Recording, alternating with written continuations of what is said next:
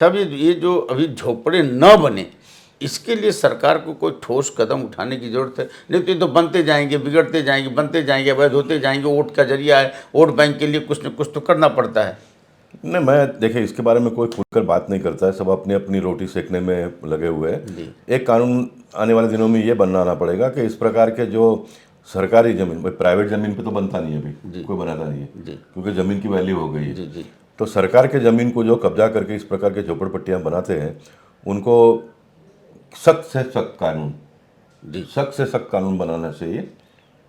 MRTP तो है। MRTP असर नहीं कर रहा है। जी, आपने इलीगल झोपड़ा बना दिया, मालूम पड़ा उसमें लाइट भी नहीं है, पानी भी नहीं है, तुरंत उसको पकड़कर उसके ऊपर कार्रवाई कर दो, कार्रवाई करो। ये करना पड़ेगा साहब, और ये किसी ने तो कहना पड़ेगा और किसी ने सुनना पड़ेगा। जी, तो इसका नहीं तो मुंबई शहर ऐसे ही चलता रहेगा पूरा जीवन भर। पॉलिटिशियन लोगों को और सरकार को इसके पीछे ही अपना समय गंवाना पड़ता है और काम करना पड़ता है। ये अच्छी बात नहीं है। मुंबई शहर को हमें एक नया लुक अगर देना है तो इस प्रकार के कुछ कठोर निर्णय भी लेने पड़ेंगे, जी, कठोर निर्णय भी लेने पड़ेंगे। जी। सब झोपड़पट्टी के लिए आपने बहुत अच्छी बातें बताई और इन लोगों को समझ में आया कि सशुल्क मकान लोगों को मिल सकता है, पक्का मकान, जो प्रधानमंत्री नरेंद्र मोदी जी का मैं सपना है। हाँ, मैं जी, फिर एक बार इस बात को दोहराना चाहूँगा, क्योंकि मैं जो पहले माले का जो लड़ाई लड़ रहा हूँ उसके बारे में कुछ लोगों के मन में गलत फहमियाँ हैं। जी। मैं पहला माला वो कह रहा हूँ कि प्राइवेट जमीन मालिकों ने अपने जमीन पर दूसरा चाली मकान बना के बनाकर, दूसरों को बेचा है। ग्राउंड प्लस वन बनाकर चालियाँ बनाकर बेचा। बेचिए। ऐसे लोगों की बात मैं और कर वो रहा कई हूँ। साल से जो है। हाँ, 30 साल से भी ज़्यादा समय से लोग रहते हैं जी, वहाँ जी, पर। जी, जी। उसकी बात मैं कर रहा हूँ।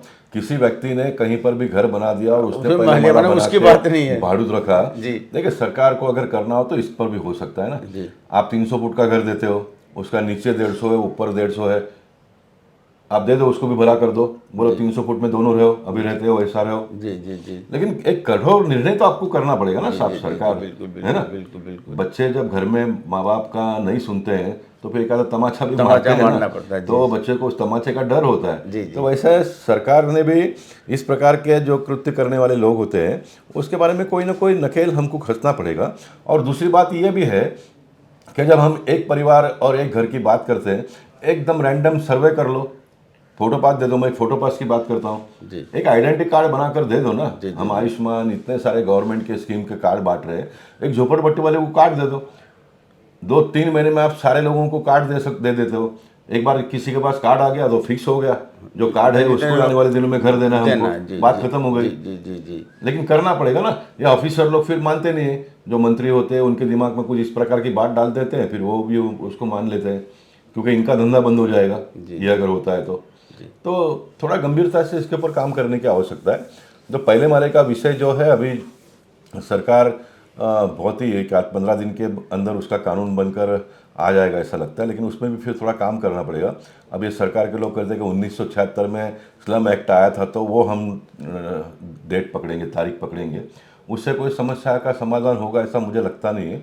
बाला साहेब ठाकरे जी ने जब पहली बार भारतीय जनता पार्टी शिवसेना की सरकार 95 में आई थी, जी, तब ये घोषणा उन्होंने किया था कि मुंबई शहर में 40 लाख लोग रहते हैं। जी। 40 लाख लोग, लोग, परिवार ने, परिवार, मतलब 40 लाख लोग रहते लगभग हैं, 10-15 लाख उनको परिवार। उनको घर देने की घोषणा उन्होंने की थी। जी, तो 95 का भी अगर डेटा लाइन पकड़ते हैं तो ये सारा समस्या का समाधान हो पाएगा ऐसा मुझे लगता है। जी। अच्छा, एक बात सब थोड़ा-सा लोगों अलग हट के सवाल में ये है कि जैसे कुछ लोग यहाँ पे 15-20 साल से रह रहे हैं, अपने बाल-बच्चे को पढ़ा रहे हैं, लेकिन उनका मकान नहीं है, किराए पे रह कर के पूरा नौकरी भी कर रहे हैं, धंधा भी कर रहे हैं और परिवार को पढ़ा भी रहे हैं।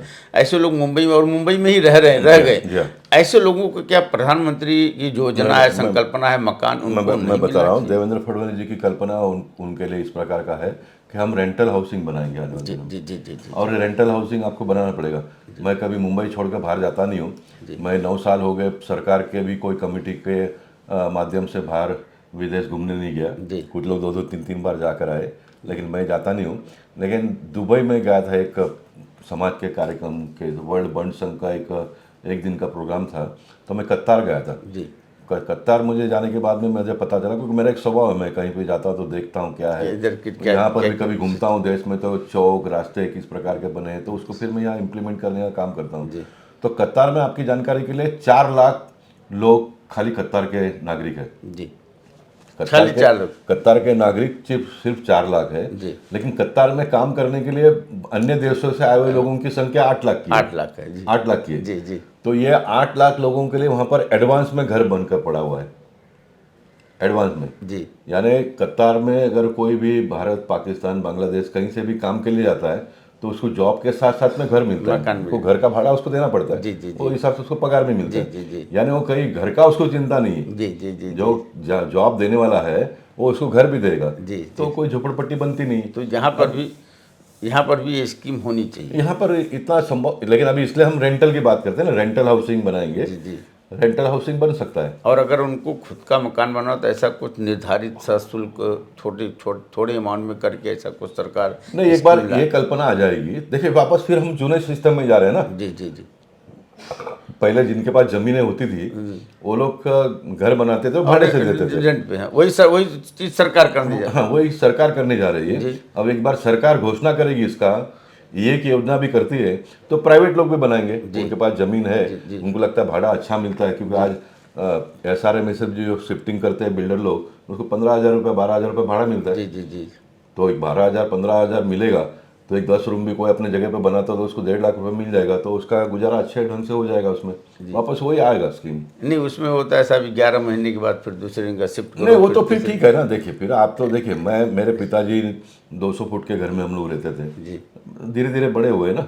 जी अभी मैं पहले 2 बेडरूम में गया, अब मेरा लड़का और हम साथ में रहते तो हम 4 बेडरूम में हैं। जी जी अब बच्चा कमाएगा, उसको लगता है मुझे बंगला बनाना है तो बनाएगा। बना जी धीरे धीरे बनेगा, एक ही साथ में तो सब नहीं होगा ना। जी जी। अच्छा साहब, 28 तारीख का एक ऐतिहासिक दिन, देश को एक नया संसद भवन मिला। जी हाँ, क्या कहेंगे आप? बहुत ही गर्व का प्रसंग था जब मैं अंदर पार्लियामेंट में बैठा कि मेरे देश के प्रधानमंत्री ने बना हुआ पार्लियामेंट में मैं बैठा। जी, क्योंकि वो भी तो अपना देश का ही था, लेकिन 1927 में लेकिन ब्रिटिश वो गवर्नमेंट अंग्रेजों ने बनाया था। अंग्रेजों ने बनाया था, उसमें हम बैठकर कामकाज कर रहे थे। जी।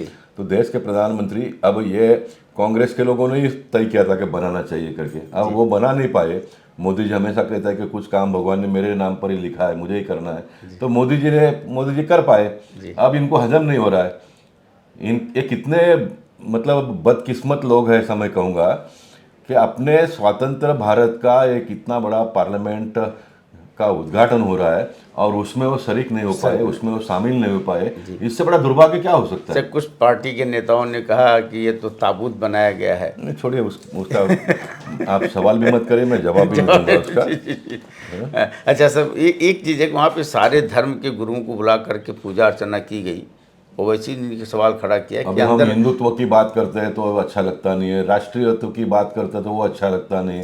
सब धर्म के लोगों को साथ में लेकर अगर कोई इतने बड़े काम, ऐतिहासिक पार्लियामेंट का जब उद्घाटन होता है तो सभी धर्मगुरुओं के माध्यम से मंत्रोच्चार करते हैं, तो वो उसके बारे में भी जब ये सब कुछ जोड़ने की बात करते हैं। नहीं, ओवैसी जी को मोदी जी ने करे तो क्या करे। ओवैसी जी मैं सारे विपक्ष के लोगों को ये कहना चाहूंगा कि 2024 के बाद में मोदी जी ने क्या करना चाहिए और क्या नहीं करना चाहिए, इसका एक आप व्हाइट पेपर रिलीज करो ताकि देश के लोगों को पता चले यही काम करना चाहिए। आपके दिमाग में क्या है पता तो चलेगा ना। आप 2-2.5 साल के पहले उसका भूमि पूजन हुआ, भूमि पूजन के बाद में आप चुपचाप बैठे रहे, हाँ? और जो पार्लियामेंट बन गया उसका उद्घाटन करने के लिए आप इस प्रकार का अड़ंगा डालते हो। और आपका मुद्दा क्या है कि राष्ट्रपति को बुलाकर करो। राष्ट्रपति जब चुनाव में खड़ी थी तो उनके बारे में क्या क्या गया, महामहिम राष्ट्रपति, जब उनके बारे में क्या क्या कहा गया, आपने उनको वोट में दिया ना, तब आपको ये पता नहीं चला कि एक आदिवासी समाज की महिला को मोदी जी ने पकड़ कर लाया और उनके देश का राष्ट्रपति बिन विरोध होना चाहिए, ये आपके मन में नहीं आया। आप चुनाव लड़े, आपने अनाप शनाप बातें उनके बारे में कही और आप अभी मोदी जी को रॉन्ग बॉक्स में पकड़ने के लिए ये इस प्रकार की बातें लाते हो। ये कोई बात ठीक नहीं ना, ये कोई बात ठीक नहीं। ओवैसी जी के एक सवाल का बस जवाब हम चाहिए था कि ओवैसी जी बोले कि प्रवेश करते समय सिर्फ हिंदू धर्म के संतों को ही लेकर के नरेंद्र मोदी जी संसद में गए, बाकी धर्म के लोगों को क्यों नहीं लेके गए। एक सवाल खड़ा होता है जो शरद पवार जी ने भी खड़ा किया और ओवैसी जी ने भी। पूजा सब लोगों ने की, लेकिन जब अंदर प्रवेश के दौरान एक तस्वीर आई सामने, उसमें कहा गया कि उसमें सारे धर्म के लोगों को शामिल क्यों नहीं किया गया। नहीं, वो देखो सब सारे समाज के लोग धर्मगुरुओं से वहाँ पर मंत्रोच्चार जो भी करना था वो किया, प्रे ये किया, सारा जी। सबको पता चला, लेकिन ये मुझे पता नहीं है, तो उसके बारे में मैं टिप्पणी करूंगा, क्योंकि मेरे ध्यान में वो बात आई नहीं, क्योंकि मैं पार्लियामेंट का होते ही फ्लाइट पकड़ के बोरली आ गया, क्योंकि वीर सावरकर जयंती का कार्यक्रम मुझे अटेंड होना था बोरली में। और उसके बावजूद भी मैं ये कहूँगा कि अंदर किसने जाना इसका एक हिसाब किताब करना पड़ता है। जी जी जी जगह वहाँ पर और उसकी व्यवस्था, कोई प्रोटोकॉल नाम की चीज़ होती है ना। अब भारतीय जनता पार्टी की सरकार है, लेकिन भारतीय जनता पार्टी का सरकार होते हुए भी भारतीय जनता पार्टी के जो एमपी एक्स एमपी है वही अंदर जा पाए, वही अंदर जा पाए, बाकी तो कोई जा नहीं पाए ना। तो अंदर किसने जाना किसने नहीं जाना उसका भी प्रोटोकॉल होता है, हिसाब किताब होता है, तय करने वाले लोग होते हैं, उन्होंने किया। अब आप हर चीज़ के बारे में ये कहोगे तो ये कैसे कमियां निकालेंगे। ये कैसे चलेगा। ठीक है, बहुत बहुत धन्यवाद, आपने इतना समय दिया। झोपड़ा वासियों के लिए लड़ाई चलती रहेगी। देखते रहिए मेट्रो में। नमस्कार।